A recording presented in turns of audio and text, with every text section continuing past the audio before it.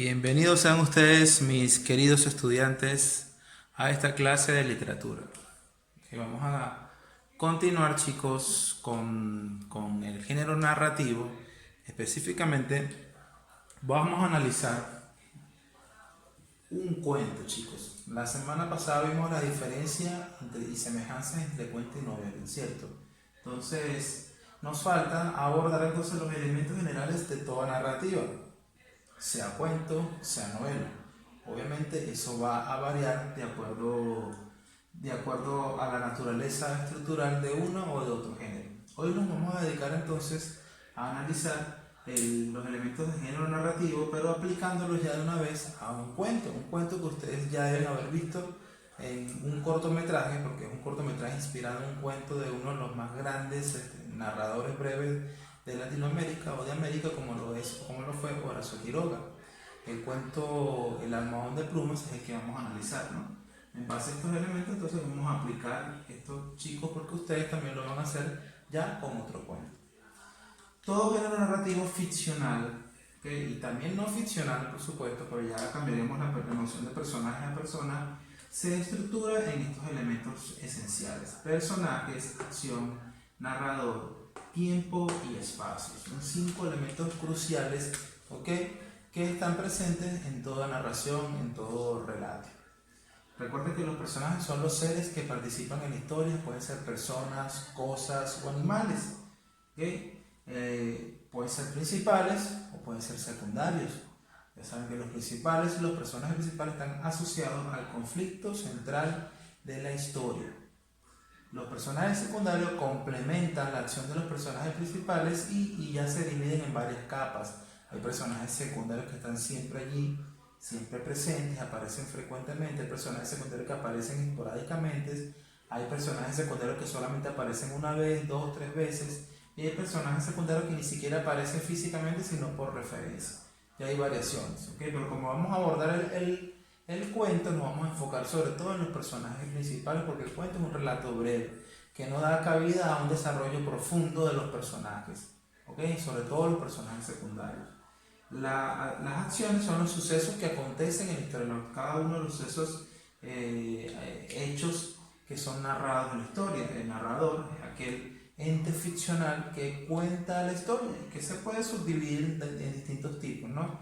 Un narrador puede ser, vamos a empezar a desarrollar aquí, chicos, vamos a hacerlo así. Personajes pueden ser principales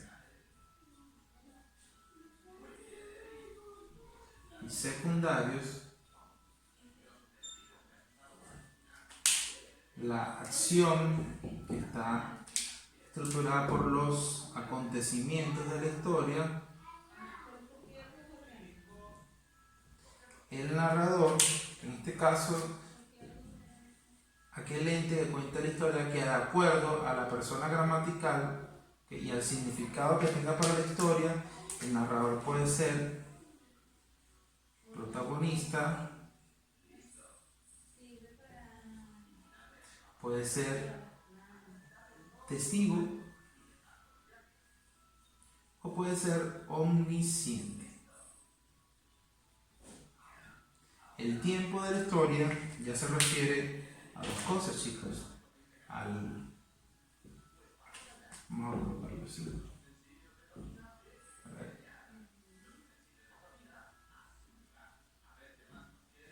El tiempo de la historia se refiere a los momentos en los cuales sucede la historia y al orden cronológico de las acciones. Cronológico. Y finalmente el ambiente, mejor dicho el espacio, se refiere al ambiente en el cual o a los ambientes en el cual se desarrollan las historias. Al ser un cuento, normalmente todo esto es breve, generalmente es 1, 2, 3 ambientes, son pocos ambientes, pocos personajes, casi siempre centrado en personajes principales, personajes secundarios de relleno. Son características generales, pero ahora nos vamos a enfocar entonces en analizar a lo que es el cuento de El almohadón de plumas en base al video que ustedes vieron, que prácticamente está basado en toda la lectura del cuento, chicos, pero ilustrado, que me pareció más didáctico, más interesante para ustedes. Los acontecimientos son todos los sucesos de la historia, no cada una de las cosas que pasan. Hay sucesos que son importantes, hay sucesos que son secundarios, ¿no? Hay sucesos claves en la historia y sucesos que no son tan importantes, son más macroproposiciones y microproposiciones. Por eso lo vamos a ver en el segundo año. El narrador protagonista relata en primera persona y es obviamente un personaje central de la historia. También se le dice narrador en primera persona, pero yo prefiero que estipulen por aquí porque el testigo también puede ser en primera persona. Entonces el narrador protagonista es el personaje principal, uno de los personajes principales de la historia contando su historia que trata sobre él, ¿ok? El narrador testigo es el narrador que puede relatar en primera persona porque es personaje de la historia, o puede relatar en tercera persona gramatical, es decir, él o ella, pero no es un protagonista de la historia, sino como su nombre lo indica, es un testigo, es aquel personaje que solamente testimonia de manera directa o indirecta los sucesos principales, solo cuenta lo que le han dicho, solo cuenta lo que ve desde un plano bastante alejado de la historia, o desde un plano en el cual él no es el personaje central. Y el narrador omnisciente es este narrador que no es personaje de la historia, que está en el afuera del plano de las acciones, ¿ok?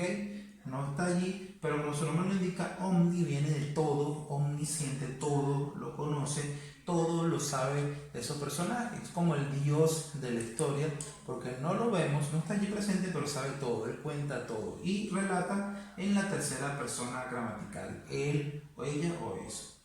El tiempo, como les digo, se divide en dos. Los momentos en los cuales transcurre la historia, en este caso, ¿okay? A veces la historia puede transcurrir en días, en semanas, en meses, el tiempo total de la historia, ¿no? En años, todo depende de la historia, quizá es una percepción ficcional del tiempo. Tú te lees tu historia quizá en 20 minutos, pero en 20 minutos lees una historia que transcurre en 5 años. Todo va a depender, ¿no? El orden cronológico de las acciones, en este caso, es saber determinar si la historia es lineal o si sufre rupturas, ¿okay? Cuando la historia es lineal, por supuesto, su cronología, su orden va desde el comienzo al principio sin interrupciones, es decir, sin saltos, sin digresiones, sin rupturas, tú entiendes toda la historia tranquilamente. Pero hay historias que las está leyendo y de repente hace o realiza un salto inesperado hacia el pasado, ¿okay? A contar el pasado o el pasado de algún personaje, la niñez de algún personaje o un suceso que ocurrió antes, o hay historias que comienzan con una escena que está casi en el final, lo pasa en las películas, ¿no? Que a veces vemos una película y comienza casi en el final, luego retrocede al presente y así va. Entonces ya el orden cronológico de esa historia no es lineal. Hay historias que son lineales y que no son lineales. Finalmente el espacio es el ambiente, los ambientes físicos en los cuales ocurre la historia. Entonces, aplicando esto al almohadón de plumas, comenzamos con los personajes principales. ¿Cuáles son los personajes principales en el almohadón de plumas?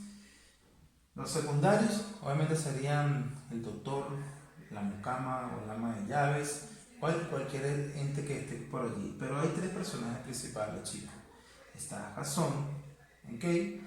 Está Alicia y está el parásito o el vampiro parasitario. Son tres, porque el conflicto central, ¿en qué consiste? Y eso es muy importante, determinar primero el conflicto central para saber cuáles son los personajes principales, porque los personajes principales están asociados íntimamente al conflicto central y no lo puedes desligar, porque si no el conflicto se cae. Sin ellos, el conflicto principal no tiene sentido, no se puede realizar, ¿okay? Podemos sacar a la mucama, a la ama de llaves, a los doctores, pero no podemos sacar a Jasón, porque es el que trata de salvar a Alicia. ¿Qué trata del conflicto principal? En que la esposa de Jasón está muriendo y no se sabe por qué. Está muy enferma, está muy delicada, va a morir y no se sabe por qué. Ese es el conflicto central del almohadón de plumas, ¿no? ¿Quiénes están incluidos en eso?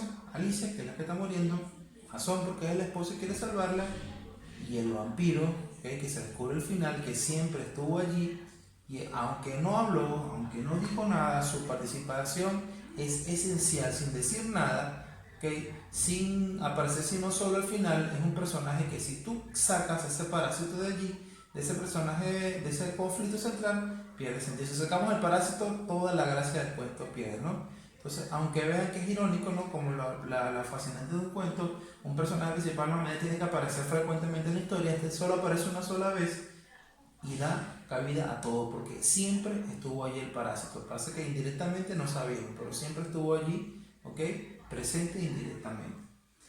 Los acontecimientos son las acciones de la historia, por ejemplo, cuando se van a vivir, se casan, se van a vivir allí, Alicia enferma, Alicia mejora, Alicia empeora, Alicia muere y finalmente descubren al parásito, por ejemplo. O sea, es precisar los sucesos importantes, los acontecimientos más importantes de la historia. Nos sirve bastante para resumir. El narrador, en el caso de El Lamón de Plumas, no es personaje de la historia, relata en tercera persona, desde un afuera y lo conoce y lo sabe todo, por lo tanto es omnisciente. Los momentos de la historia transcurre, si no me equivoco, entonces en semanas, ¿okay? No llega a pasar ni siquiera un mes, ¿no? Si no me equivoco. Tenemos que determinar, pero la historia transcurre en semanas, no en años, no en meses, quizá un mes cuando mucho, ¿no? Y el orden de la historia es lineal, pero que desde el comienzo hasta que termina tiene un orden cronológico que respeta lo que es la noción de presente, pasado, presente y futuro. Podemos leer la historia de adelante hacia atrás o de atrás hacia adelante y entenderla perfectamente porque no hay ningún tipo de digresión. Y el ambiente de la historia o el espacio de la historia, el ambiente es la casa de Jasón y Alicia, bueno, todo el patio, todo alrededor, pero allí transcurre toda la historia, ¿ok? Es claro, ¿no? Y un ambiente bastante lúgubre, como podemos ver. Entonces, ya con esto han visto cómo hemos podido analizar brevemente, de una forma sencilla, pero certera, el cuento del Lamón de Plumas utilizando las nociones básicas de elementos del género narrativo. Ahora ustedes mismos van a aplicar también eso a un cuento que yo les voy a dejar como tarea, chicos, y bueno, espero que se diviertan bastante, este sí lo van a tener que leer, pero bueno, poner en práctica todo lo que acaban de conocer. Muchísimas gracias.